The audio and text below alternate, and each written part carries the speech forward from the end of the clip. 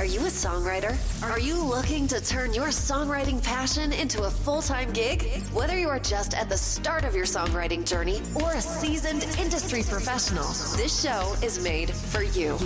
Welcome to the Songwriter Show, bringing together songwriting news, interviews, and community. Now, welcome your host, Sarantos. Thank you for tuning in, and welcome back to the Songwriter Show, right here on Reality Radio 101. I'm your host, Sarantos. I'm a solo music artist who's been writing lyrics for as long as I can remember. Words are so important to me, and that's why I'm thrilled to host this show for you every single Tuesday evening. I believe in my heart that every song is a story. Tonight's guest is Robb Nash. On stage, the Robb Nash Project uses a backdrop of video montages showing once suicidal kids ripping up their suicide notes, throwing away their razor blades, and flushing pills. Robb has hundreds of names and signatures tattooed on his arms, taken from over 900 suicide notes he's received from kids who experienced his show in person or from YouTube clips, and some of them have his lyrics tattooed on them. It's a mutual relationship of acceptance that goes back and forth and conquers. And now, welcome this week's special guest. Welcome to the show, Robb. How you doing? Hey, it's good to be alive, man. Yeah, I got you, man. That's you got a cool story, dude. That's really cool. How'd you come up with starting something like this? Yeah, most musicians start off with saying, yeah, I always wanted to be a musician. That wasn't the case for me. My worst mark in school was music. Tried out for the choir, didn't make it because my voice wasn't good enough. But when I was 17, I was in a car accident, actually found with no pulse, not breathing. And obviously I was resuscitated, but I was brought to the hospital and they rebuilt my skull with metal, and there's metal in my chest and a lot of operations. And I went from a 6'5" dude that played some sports to a guy that was getting bathed by his mom. Yeah, I went to a really dark place. A lot of people were really concerned about my physical injuries, asking me like, how's the skull pain and stuff. And nobody was asking the important question. That was what's going on inside of that skull, because when you go through something traumatic like that, what that does to you mentally, emotionally, and spiritually, that was the bigger struggle. And for 2 years, I was suicidal. I didn't want to be alive, did a lot of stupid things. None of my friends knew, none of my family knew. And I made it through that time, but I wondered how many other people are like me, having those same dark thoughts and not talking about it. And I was like, man, I need to tell my story. And I was like, I got to do something with my life, and so I thought music would be a good way to tell a story. So I started playing music, had a few hits on the radio, and then, walked away from my record deal and started doing, I was offered a 9-month tour going through schools telling my story. And I was like, yeah, this is what I got to do. And everyone thought I was crazy because when you walk away from a record deal, you don't have a dollar, you just owe money. But it was one of the best decisions I ever made. And that 9-month tour turned into 12 years, and we saw a lot of breakthroughs. Yeah, that's really cool, man. That's definitely a unique story, and I'm glad that you're doing what you're doing, man. I appreciate it. Yeah, when you're going through something like that, people don't really know what to say to you, so they'll throw cliches at you, and I had people telling me that, getting hit by that semi-truck, it was fate. Some of my family told me that, God did it to me because I was a bad kid, it was a punishment. But the most common thing people would say is they'd say, everything happens for a reason. And I know that people mean that or say that with good intentions, but that brought me to an even darker place. I'm like, everything happens for a reason? Like, what's the reason I was hit by a semi? And thinking there was some big life lesson actually brought me to a very dark place. And until somebody came out to me and said the most amazing thing. He's like, Robb, you think everything happens for a reason, right? And I was like, that's what everyone tells me. He goes, I think I know the reason you were hit by a semi-truck. I'm like, what is it? He goes, I think you got hit by a semi-truck because you guys were going too fast on an icy road. And I was like, shit. And that sounds simple, but that's what set me free. Because I realized I wasn't a puppet, and I was like, I'm done being angry. I'm done being suicidal. I got a second chance. Maybe I should do something with this. And I remember I screamed at the sky, and I was like, man, I want to do something today. Like, I got to make this second chance count. And I thought I'd hear like some voice inside of me telling me to move to Africa and build a well. And I would have done anything I felt in that moment. But that gut feeling that I got, you know, you get those promptings sometimes. Sure. What I felt in my heart was phone the semi driver that hit you and tell him you're alive. And I was like, what? So I was phoning the police and I'm like, hey, can I get the number of this truck driver that ran me over? And the cops are like, no. But I kept trying, and finally one cop gave me his number, and a big trucker from America answers the phone, and I said, hey, do you remember that car accident up in Canada? And this dude got really quiet. He goes, yeah. I said, just felt that I should call you and tell you, like, I'm okay, man. Like, I'm alive. I survived. And he starts crying, and I could tell that set him free. Yeah, absolutely. But the important part of that story isn't what happened to him. It's what happened to me. Like, I had never done anything for anyone in my life except for me until that day. But I was like, that felt good. I want some more of that. So, yeah, I was like, it became a new craving. You know, I wanted to do something for somebody else with my life, you know? Yeah, absolutely, man. That's really cool. Tell us a little bit about your music. Like, what are you putting out? You still putting out albums? Are you still working on it? Or are you just doing the other thing exclusively now? Yeah, so the 12-year tour definitely consumed most of my time, and I hadn't done writing for a while. But, you know, during that tour in the beginning, I was meeting so many people with incredible stories, and I started writing about people that I met on tour. And then I'd go on, our shows got big again. Before COVID, we were back in big theaters or even arenas. We would do free shows where we would like bus in schools and pay for the school buses. We'd fly in kids from northern reserves. I'd tell a story about a girl that we met in lockdown, you know, tell her story about an eating disorder or something she struggled with. And then I'd be like, do you want to meet her? And we'd bring her out on stage to perform with us. And so we told all these stories of people having breakthroughs, because my goal is to show that people that not every story of mental illness ends in a suicide. Not every story of addiction ends with an overdose, you know? Yeah. And so I wrote a lot of songs about the people, but I toured so much, I hadn't been writing in a while. When COVID hit, I looked at my team and I'm like, I guess it's time we share these stories that we've collected over the years. So we started shooting a documentary where we followed up with some of the kids that gave us suicide notes, like, where are they now? It's all done now, and we're just having negotiations, figuring out what platform to put it on. And we also turned it into a school curriculum, and I started writing music again. And my producers, who've been producing me ever since my record deal days, they just love what I'm doing, so they were producing me for free just because they wanted to be a part of it. I started writing new music, have 18 new songs, and they're like, so can we share your music with the world again? And I was like, yeah, I guess so. So they started meeting with some colleagues here in Canada, and I signed with Warner. Didn't sign a record deal or publishing or management, just a distribution deal as Warner Canada, one of the biggest labels, said, we want to help get you out there and share this music. So, yeah, the new album, first 9 of 16 songs just came out, and the response has been incredible. Yeah, that's really cool. Tell us about what you got coming out later this year for the fans. We're probably not going to tour, or going to be able to tour just yet because of restrictions still in Canada. But this documentary is coming out, album as well. And then I actually put together a team of counselors and psychologists and social workers and teachers. I showed them these stories of these kids that we collected, like of the kids that gave us suicide notes, like where they are now. And I said, can you guys turn this into a school curriculum? So they took and they made like 5-6 minute episodes where schools can watch this curriculum, and they watch an episode. They'll watch my story, for example, then they'll journal online and say, hey, what was Robb's struggle? What was his breakthrough? How did he get help, and how is he helping other people? And then they watch somebody else's story along with music videos, and then by the end they journal and say, hey, well, what's your struggle? How could you find a breakthrough? And the response has been amazing. We beta tested the curriculum in 4 provinces in Canada, and now that is available on our website. So we've got a lot of people signing up now, and that's kind of through the documentary, the new music, and the curriculum. That's kind of our focus right now. All right. Tell you what, let's take a listen to your song, and then we'll come back and we'll talk a little bit more, okay? Beautiful. All right, everybody, check this out. Here we go.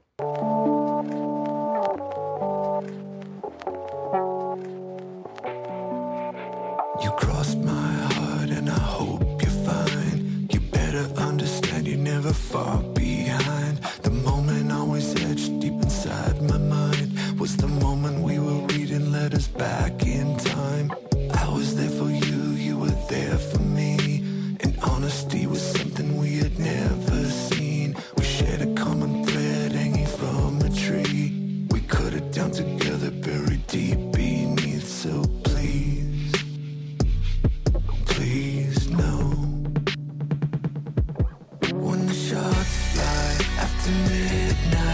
When there's dark skies, I'm your ally, you need to know. Even when stars shine, I take a red eye, sit by your bedside, you need to know. When there's no light, you're waiting for sunrise, I can hear your cries, you need to know. You better believe I'm ready to remind, I'm still your ally, you need to know. Please know. You can come over unannounced, just don't ever let me read that you were breaking down alone or building any walls between. Even in December, in the colder winter weather, I just pray that you remember that I'll never let you leave it up to me, and I'll remind you of just who I've seen you be.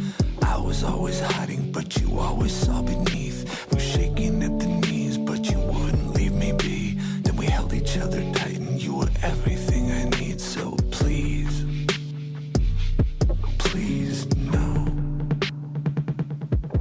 When the shots fly after midnight, when there's dark skies, I'm your ally, you need to know. Even when stars shine, I take a red eye, sit by your bedside, you need to know.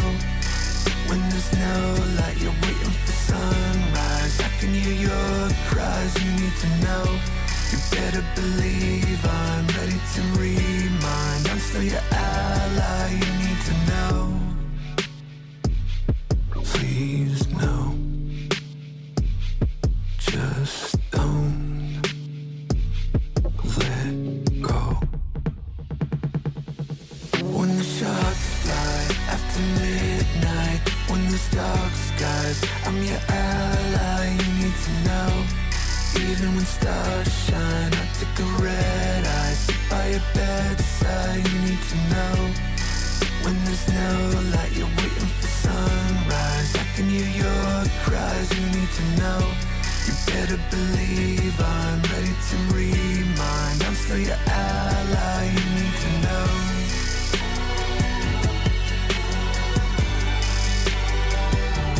You need to know.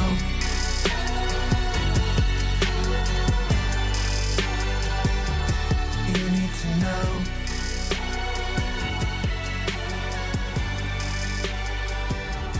You need to know. So that's a fascinating song. You know, the one thing that is a little impressive about you is your authenticity. So I could tell when I'm talking to someone, you know, you're not full of shit. You're just kind of being yourself. You're doing what you do and you're just being honest. And you can kind of see the same thing, I think, in your music. So congratulations.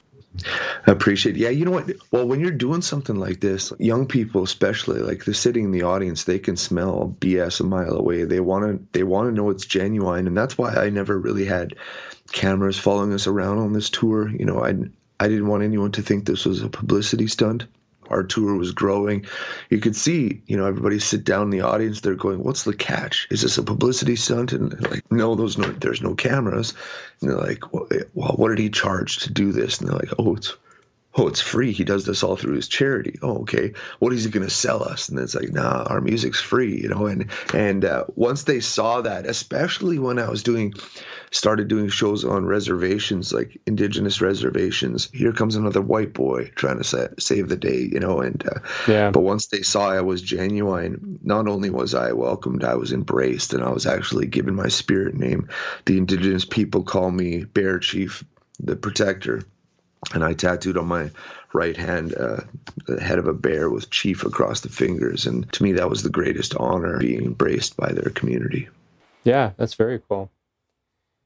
You know, the one thing I wanted to ask you, if you had an influence musically or otherwise, who is like an inspiration that you'd want to be in a room with, dead or alive? Oh, there's a few, but one that really has always stood out to me is the band Blue October. Blue October lead singer Justin, he is so raw about how he talks about his mental illness. He's always kind of set the standard for me lyrically. He's so vulnerable in his lyrics. You know, he's only had a couple songs that are big hits, like his song Hate Me, but I have probably 8 of his albums on my phone, and I just always moved by his vulnerability. And so him and 21 Pilots, and I'd love to meet Marilyn Manson too. That man seems like an interesting conversation to have. Yeah, absolutely. Tell me about your charity. You mentioned it briefly. This is your charity that you started. Is it someone you work with? Tell us about that. Yeah, so when I started doing this tour, I refinanced my home and it was just me and my guitar. I was just trying to figure out how to keep going, and I wasn't sure at the end of the 9 months what I would do, but other communities kept calling and asking, hey, we heard about your effectiveness. Can you come to our community? And it started growing, and I was like, so I contacted an old mentor of mine, Tom, and I said, hey, can you help me figure out how to do this? Because I couldn't even take a donation because I didn't have charitable status. So he helped me set up a charity called the Robb Nash Project. Got a board of directors, and I have an absolutely amazing team. We do everything through the charity. And, my goal was always that, through the work that we did, I didn't want to just go to the communities that could afford a big concert. We wanted to make sure that we could get to all the places and talk to anybody that needed it and never let money stand in the way. And the charity allows us to do that. That's very cool. Yeah. Tell us about when you think of yourself. Is there a certain app on your phone that you're kind of addicted to that you can't live without? I'd probably be stuck with YouTube. Okay. Yeah. Sometimes, just like last night, I was watching hockey fights because I'm Canadian, so that's what we do. But music documentaries, true crime stuff. Yeah, I'm always sucked into YouTube, but I love music stuff. Music documentaries just always move me, Yeah, it's probably YouTube. Okay. Do you have, one of the things I like to ask every guest and try to warn people, because half our listeners are songwriters and half of them are fans, scams. Are there any scams you want to warn us about that you might have fallen for that are prominent in Canada or online or anything, just so we can protect each other? I don't know specifically about scams, but I think, when people come up to me and they're like, hey, do you have any advice? For me, I'm always like, figure out why you're doing this. Like, if you want to be a musician, if you're doing it because you want to be famous, you don't sign autographs for a long time. If you're doing it because you want to be rich, you don't make money for a long time. But if you got a why, purpose behind what you want to do, where you want to tell a story, that gets you through those tough times. And people so quickly, I've seen people sign a lot of deals without having read through them. And when I decided that I wanted to be a musician, one of the first things I did is I went to the library. And I bought a book called The Indie Band Bible, where it just talked about mistakes that you can look for in the industry and understand that if you're going to sign something, you better know what you're signing and stuff. Yeah, I think people sit back and they're just waiting for somebody to walk through the door and discover them on a Tuesday night in some pub, and it just really doesn't work that way. When I saw what it took to get a top 10 hit on the radio, it was pretty disgusting. The industry is pretty warped, but at least the way the label I was with did it. But I'd say the biggest thing is try to find people. You said it before, you could tell that I was genuine. That means a lot to me, and that's what you need to look for, people that are genuine if you're going to partner with them, and have that radar on in every conversation you go into. Like right now with my deal with Warner, it just feels so right, and you can tell that they care more about the content, the lyrics, the message within what I'm doing. And if a label or management company or anything, they don't understand your mission, they don't care about why you're doing it, look out. Yeah, that's totally true. All right, I got two more questions for you. The first one is, what is your spirit animal? Well, as I said before, I wouldn't have normally said anything except the fact that the indigenous people called me Bear Chief. In their language, it was Yayo Enna, which is Bear Chief, the protector. And yeah, I guess that would be the spirit animal, but I would go with because I was given that name. Awesome. Tell us about your website. Where can people buy your stuff, stream it, reach out to you, just anything you want to share with the fans? Yeah, if you go to robbnash.ca, you can check out lots about, the curriculum, the music, all that. Our new album, there's 18 songs total. The whole album comes out in June, but as a third here in June, we actually have the first 9 songs are out. I'm really pumped about this album. There was one award I got here in Canada where the other 3 guys getting the award backstage were wearing their army fatigues and they were missing limbs. And I thought, what am I doing here? I'm just a musician, But then before they introduced me, they said, this next guy is fighting a different kind of a war. this guy's fighting a war against an invisible enemy called mental illness. And the artist in me went, whoa, I could write about that. So our new album is called This Is War, and it talks about the war against mental illness. And there's moments in the album where I'm describing what it's like to be on the front lines in the war. And there's moments you're in triage, and there's moments you're in victory mode. So whether it's the song This Is War or the song you played earlier, The Ally, it's all based around this war theme, and we're not meant to do this on our own. So it's time that we unite, because I truly think, man, I think we are losing some of the most gifted people to mental illness. If I could leave any message with your listeners, man, especially as songwriters, when I meet somebody that tells me they've struggled with depression and suicidal thoughts, I'll be like, oh, so do you sing? Do you paint? Do you have a diary? Do you dance? Poetry? And they'll be like, yeah, I paint. How did you know? After talking with literally hundreds of thousands of people in Canada, I think there's an absolute connection between the arts and mental illness. As artists, we've been given extra emotion that we are meant to channel into a painting or into a song. And until I figured out that pour my emotions into a song, it almost overwhelmed me and took me out, because I was bottling it up and keeping it inside. And I think that's why we see so many suicides in Hollywood, in the music business. Look at even recently, everything from Chester Bennington, Chris Cornell, Kurt Cobain. We've been given this extra emotion as artists that we're most supposed to channel into something. And that emotion can feel like a curse sometimes. It does. Like, some people go through a tough day, they can wipe it off and keep walking.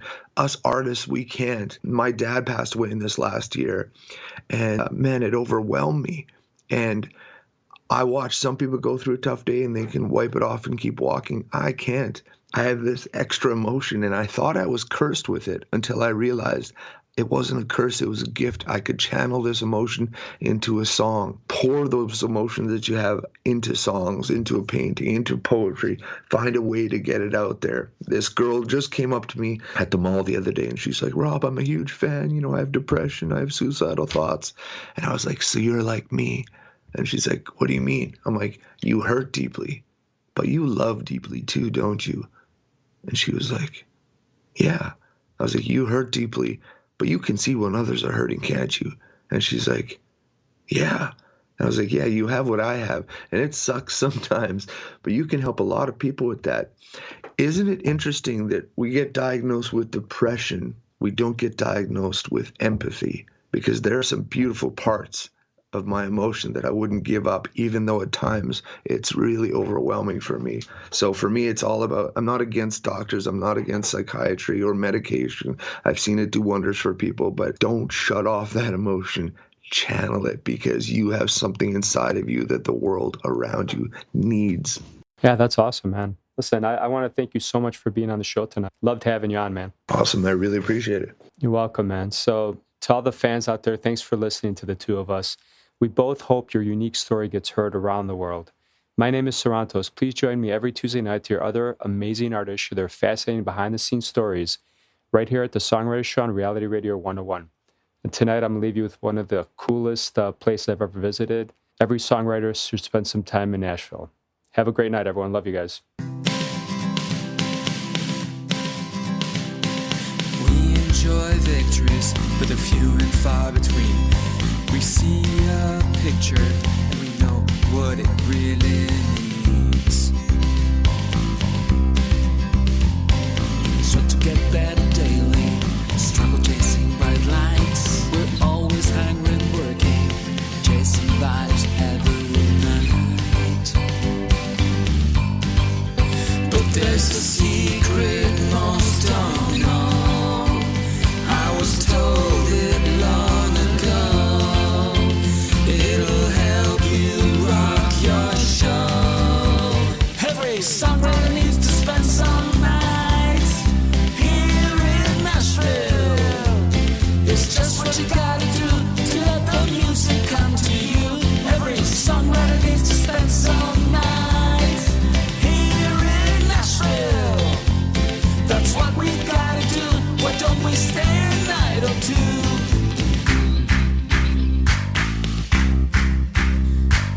Johnny, why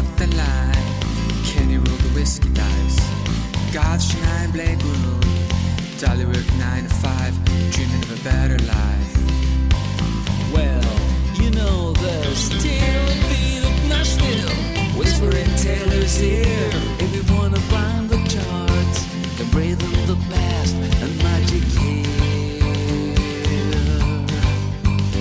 If you wanna make it, no way to escape it. If you can take it, here's what you gotta do. It's really up to you. Every songwriter needs to spend some nights here in Nashville. It's just what you gotta do to let the music come to you. Every songwriter needs to spend some nights here in Nashville. That's what we've gotta do. Why don't we stay a night or two? Yeehaw!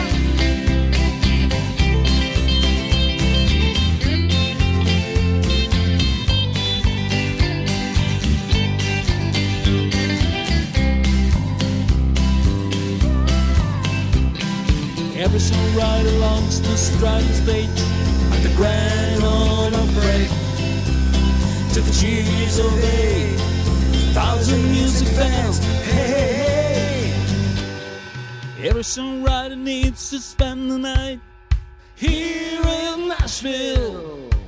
It's just what you gotta do to let the music come to you.